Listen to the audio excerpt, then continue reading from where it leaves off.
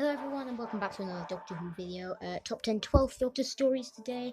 I want to get straight into this and through it quickly because I don't know what's going to happen with storage.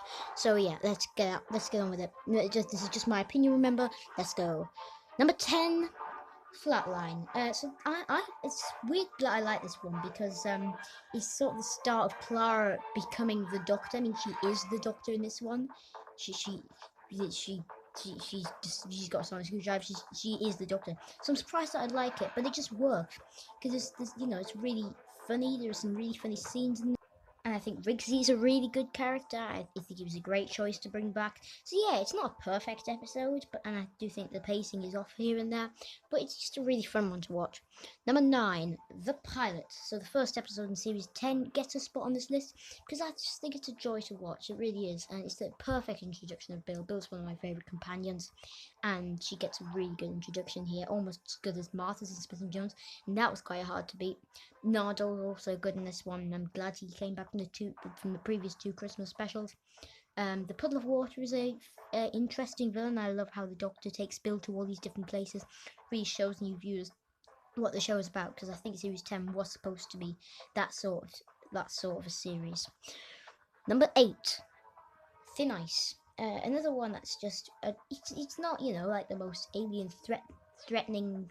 It's not really dangerous, but I suppose it is, but it's just fun. It's just a really fun one to watch.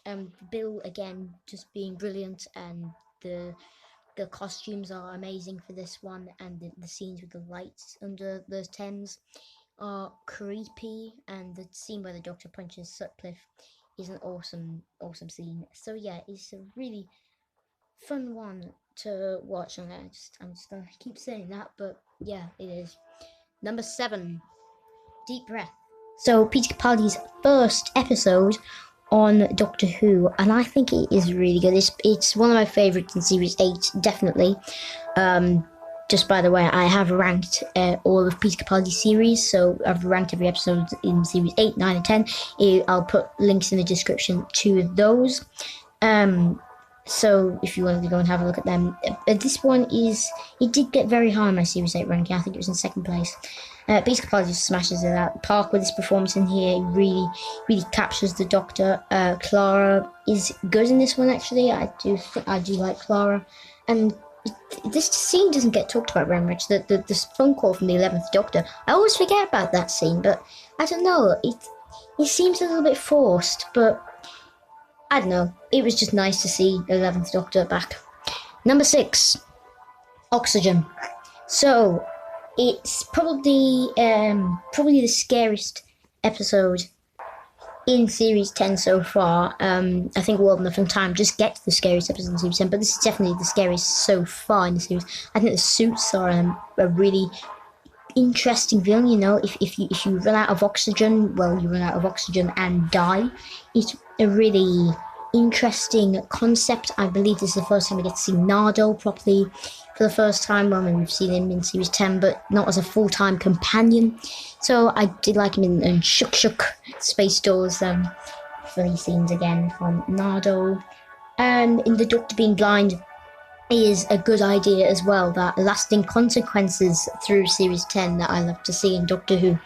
Number 5, Mummy on the Orient Express. You're probably expecting this one higher, but it lands here. I mean, it's my favourite episode in Series 8, so I love this episode, but I've seen a lot of people, put this one at number 1. It's that good. I don't think it's right up there, but it is still a good episode. The Mummy is a really terrifying villain. I will say that now. A really cool concept. If you see the Mummy, you've got 66 seconds to live, and then you're dead. And Perkins. I would have loved to see him as a companion. That I've seen, Ace Creeper say that he could have been the Nardo of Series 8 and 9, and I was just thinking that could have been something, and I was kind of disappointed that he wasn't. He's a really fun character. Frank Skinner is just amazing. Supporting characters are great in this one as well. My only downside to this one is Clara. I think this was the perfect exit for Clara, in my opinion. Number 4, Face the Raven. Again, another exit for Clara that should have been. This would have been great exit for Clara. I mean, Mummy on the Orient Express would have worked, but this one would have been even better. Because she died trying to be the Doctor, and it just works for Clara. It really does. And whether you liked Clara or not, this was great. Shame Hellbent, really bad shame Hellbent ruined that, because this would have been perfect. But I just like the storyline. Like I said, Rixie's a great character, and I think this is my favourite Ashilda appearance. I mean, I don't really care for her storyline in Series 9, but I think this is probably the best time we got to see her. Peace Capaldi is amazing, like I said, and in cameos from all these villains. I think we get to see the Sidemen, the Ood, the Jadoon. Yeah, all these different villains, and I just like that about it. Number 3, Under the Lake and Before the Flood. I believe this is the first two-parter on the list.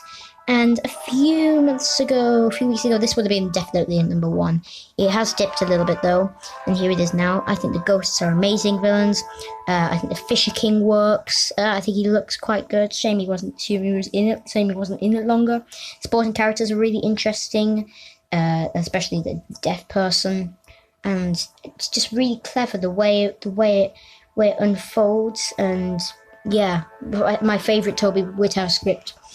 Number 2, Heaven Sent. Oh boy, this is amazing. It really is. Peter Capaldi on his own. One character, the Doctor, Peter Capaldi, and one villain. That's all this episode needed. I've mixed feelings about the Clara scenes, but they work in this episode. They work fine, I think. But it is just amazing. Peter Capaldi is by far his best performance yet. This is the episode that really got me into Peter Capaldi's Doctor. And the on loop scenes works, and that cliffhanger at the end. Gallifrey, that just works so well. Number 1, of course, this was a no-brainer for me. World Enough in Time and the Doctor Falls. Wow. The creepiness of World Enough in Time, and then the boldness of the Doctor Falls just goes so well together. Missy is amazing in this one. Pearl Mackie as Bill is fantastic, and I love how they do one shot of Bill, and then they do one shot of the Mondasian Cyberman. Works so well. John Sims Master is amazing in this one. My favourite John Sims Master appearance. The cliffhanger at the end with William Hartnell just all works so well. So there you go. That is my ranking. It's sort of like a ranking, but a top 10 12th Doctor stories. Apologies that I have to not say too much in each one, because I don't know what's going to happen with storage, because this is like one of the few times that I've got through this one, because sometimes it just stops me and tells me my storage is full, so I had to kind of cut down on what I was going to say, so apologies about that, but I hope you enjoyed it. If you did and you want to see more stuff like this, subscribe and hit the bell to know when I've got a video out, so you do not miss a thing. Just thanks for watching, and goodbye.